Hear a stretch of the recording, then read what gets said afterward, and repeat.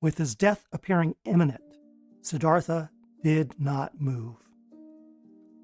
Instead, as the arrows arched toward him and began their downward descent, Siddhartha is said to have transformed them into flower blossoms by the power of his compassion and presence alone, which rained harmlessly down, showering his seated figure in softness. Now, the demon master himself rose to personally confront Siddhartha, challenging his purity and his right to ascend. "Who are you to claim enlightenment?" Mara snarled. "By what witness do you sit there?" Welcome to the Wild Garden of Enlightenment course on awakening. Tobin Blake here, as always. And today I'd like to share with you what is, in my experience, one of the most profound spiritual stories ever recorded. And this particular story is certainly just as profound today in our modern day lives as it was long ago. The lesson of this story, one of three major lessons in this story. Of course, many teachers can extract different lessons, I'm sure, from this one particular incident. But there are at least three that I'm going to cover at some point during our course. Today, though, I just wanted to talk about one. And this particular one is something that I personally had a great deal of difficulty learning. It's not that the lesson itself is difficult to understand, but the lesson is certainly tremendously challenging to incorporate into our lives. With that said, however, it is of incredible value to the process of growing our garden of awakening. And if we continue with this analogy where we liken the lessons of awakening to actually growing a real garden in your yard, let's say. If we look at it that way, you were to grow a real garden, you might come across a particular technique that gardeners oftentimes use, which is they will grow multiple crops all at once that all support the overall health of the garden and each other's growth in some way or another.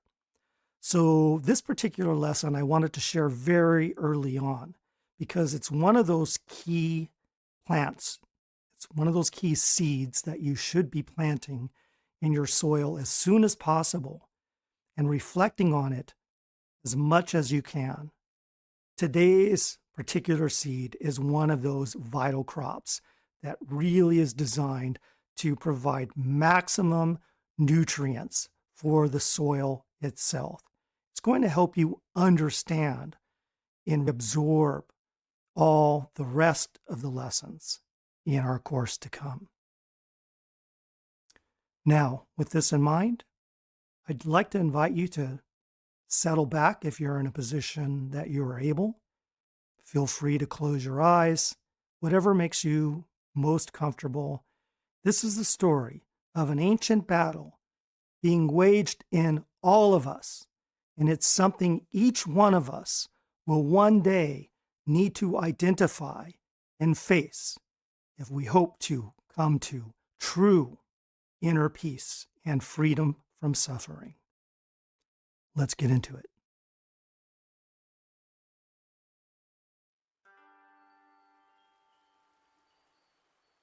One day, over 2,500 years ago, in what is now considered ancient India, a young prince named Siddhartha Gautama, better known as the Buddha, sat down beneath the Bodhi tree and determined that he would not rise again until he had the answer to his long search for freedom. Years before, shaken by his discovery of the nature of sickness, poverty, and death, Siddhartha had left behind his role as a royal and devoted his days to wandering the land as a humble sadhu. Now penniless, frustrated, and bedraggled, the former prince and Buddha-to-be came to the conclusion that his only way through the inner veil was via total, unswerving dedication to presence and inner space. Tradition tells us that as Siddhartha approached the Great Seal, the demon Mara, architect of illusion, rose up and marshaled all his dark forces to thwart Siddhartha's passage. First, Mara sent his 3 beautiful daughters, Tanha, Aruti, and Raga, to tempt the prince with worldly power and the promise of physical pleasure. This, however, seemed to have little, if any, impact on Siddhartha, who remained steadfastly turned within, immersed in deepest meditation. Next, Mara unleashed his demonic army, who assaulted Siddhartha with raging storms, terrifying visions, hatred, and self-doubt. Through this, the young master remained steadfast and tranquil even, spurring the demons to launch thousands of arrows toward Siddhartha where he sat, blackening the sky. Yet even then, with his death appearing imminent, Siddhartha did not move. Instead, as the arrows arched toward him and began their downward descent, Siddhartha is said to have transformed them into flower blossoms by the power of his compassion and presence alone, which rained harmlessly down, showering his seated figure in softness. Now, the demon master himself rose to personally confront Siddhartha, challenging his purity and his right to ascend. "Who are you to claim enlightenment?" Mara snarled. "By what witness do you sit there?" In answer, Siddhartha did not attack Mara, nor dispute his charge in any direct manner. Rather, he merely reached down and touched the soil before him with his right hand, calling upon the earth itself to bear witness on his behalf. At this gesture, a tremendous quake moved across the land, sending Mara and his minions scattering in terror, and confirming Siddhartha's final enlightenment as the Buddha, the awakened one. I should probably make clear that the image of Mara is really only the ancient symbol for what we, in our course, are calling the ego. For ultimately, the ego is the architect of the false self-concept and the world, which is so convincing most of us spend our whole lives lost in its illusion, never daring to question its reality. This is not to say that the Buddha did not perceive Mara as a real demon. We can only speculate as to what form Mara appeared to him as. The guardian of illusion can assume many forms: disease, addictions, ruined relationships, depression, anxiety, insanity, homelessness, poverty, and starvation. Oh yes, of course, even demonic apparitions, perhaps. Mara may even assume forms that appear quite positive. The one characteristic they all share is that they distract us from realizing that we are asleep, to keep us from answering the timeless call to awaken and be free from every form of captivity. Important to note The ego system of distraction is equally active in those who, like Buddha, are intentionally cultivating the awakened state, as those who are deeply immersed in the dreaming of the world. All of the suffering we experience is really a manifestation of some face of Mara, or, in modern terms, once again, the ego. This is because we are all really sleeping Buddhas, and each of us has the capacity to awaken at once from the dream. Therefore, Mara must exercise extreme vigilance against us all, continuously, and it is just these masks of Mara that, in fact, make up the entire earthly realm, along with the inner landscape of thoughts and emotions. The world of perception, we could say, is made of Mara. What Buddha experienced as an assault to keep him asleep is a part of the human collective. It is just as active within your own mind this very instant as it was in Buddha's. It is, in fact, the same basic obstacle for all of us, and the solution is the same as well. For today's Dharma, it is really the final moment of the Buddha's encounter with Mara, when the demon challenged his purity that contains the seed we need to plant first in our own garden. We may think that the obstacles to awakening come in many forms: desire for power, anger, greed, lust, dishonesty, the fear of death, and many others. But as it turns out, none of these are the real problem we face. Hidden beneath them all lies a deeply buried, secret fear. And that fear is that we are not pure enough, not good enough, not worthy enough to look upon our own true face.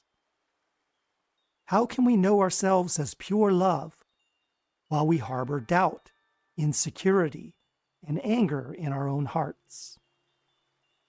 This is our core vulnerability and our deepest terror.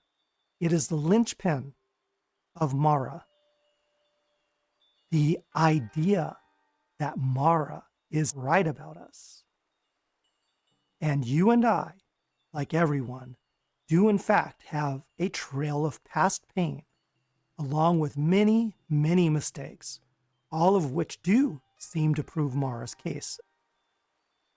Ultimately, it is this case we must challenge, because getting free is not a problem of understanding, nor of concentration. It is a problem of self-doubt.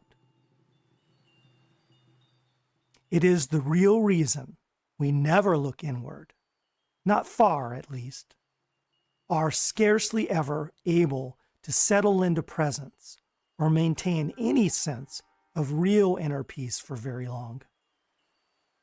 Instead, we repress these doubts and keep ourselves busy, day in and out, so that this fear of ours remains hidden beneath a lot of clamor and mindless busyness, senseless goals, and endless conflicts.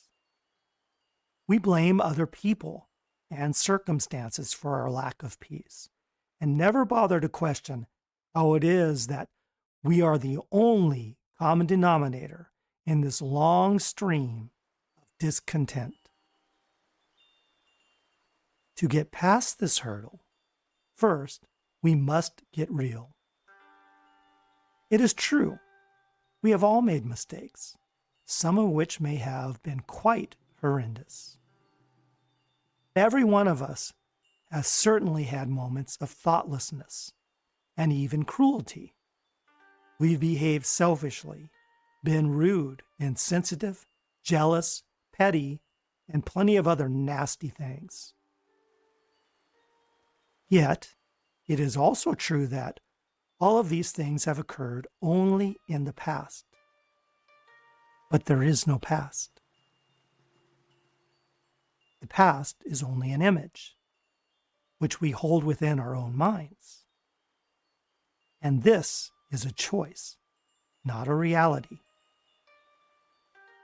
This instant, and every instant, each one of us is reborn, and the past, along with all of our mistakes, is undone.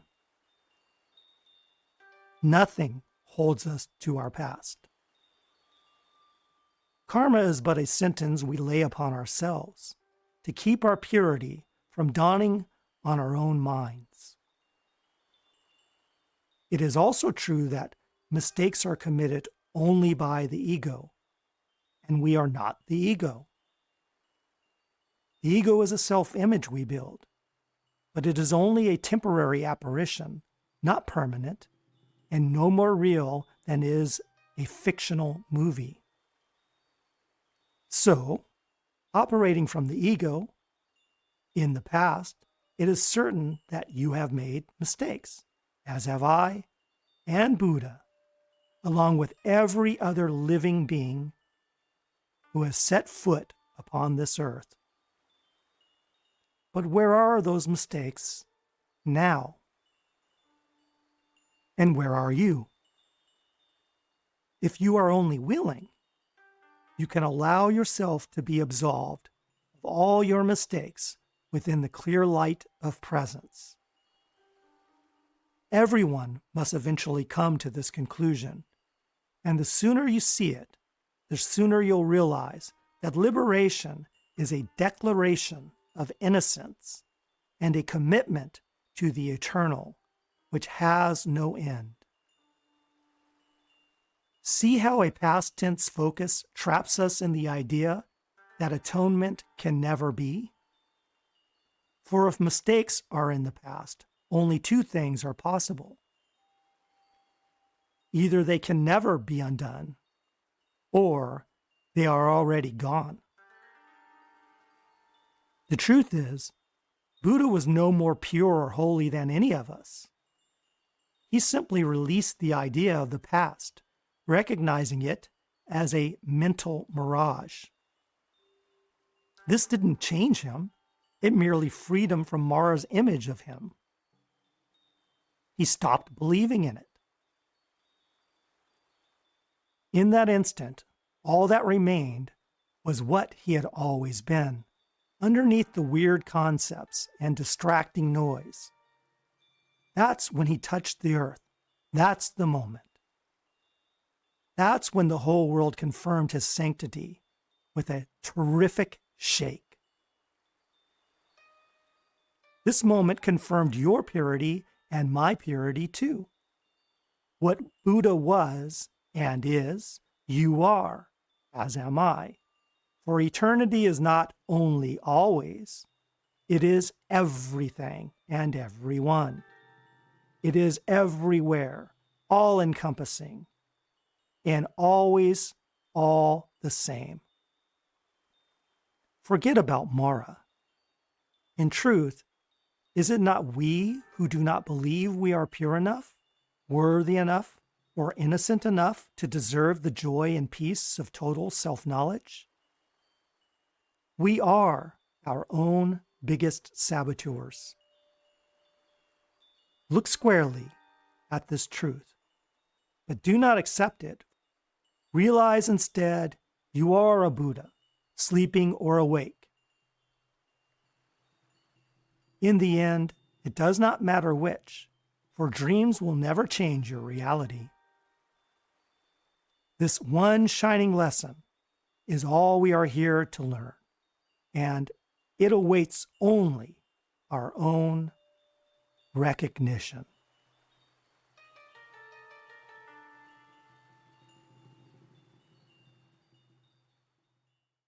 I'd like to invite you to spend some time this week reflecting on today's Dharma.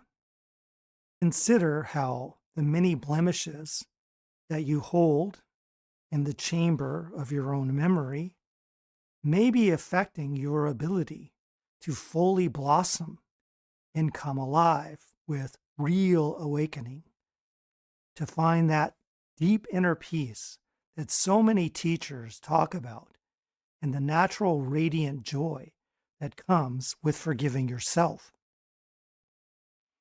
Ultimately, in order to uncover this purity, we have to practice in a couple of different ways.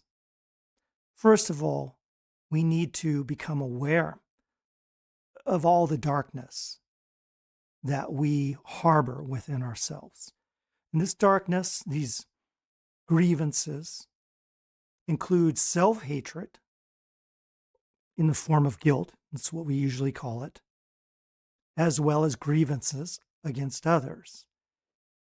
It's important to realize that in order for us to really let go of this old and very destructive, not to mention limiting idea of ourselves, we do in fact need to forgive others. And this is exactly why Christ taught forgiveness and Buddha taught compassion. These are all ways of changing our entire mindset and learning through direct experience of that purity that lies at our very core and that has been covered up by all the darkness of the world and all the painful lessons, whether we caused them ourselves or other people seem to cause them, or they were circumstantial, have come to darken our vision. This week, in the days to come, I'd like to invite you to reflect on today's idea and pay particular attention to how the dark lessons from our past keep us from present moment freedom and present moment happiness, how they prevent us from quieting down and going deeply into presence. It is really these dark lessons that cause the agitation, and they sit at a fairly deep level in our psyche. So we need to be willing to turn the light around of our awareness and look directly at those without flinching, bring them into awareness where they can be dissolved and we can go beyond them. Remember that if Buddha was able to attain freedom, all of us also possess that very same capability. And really, it's only the ego that convinces us otherwise. We must at some point become determined not to listen to it any longer.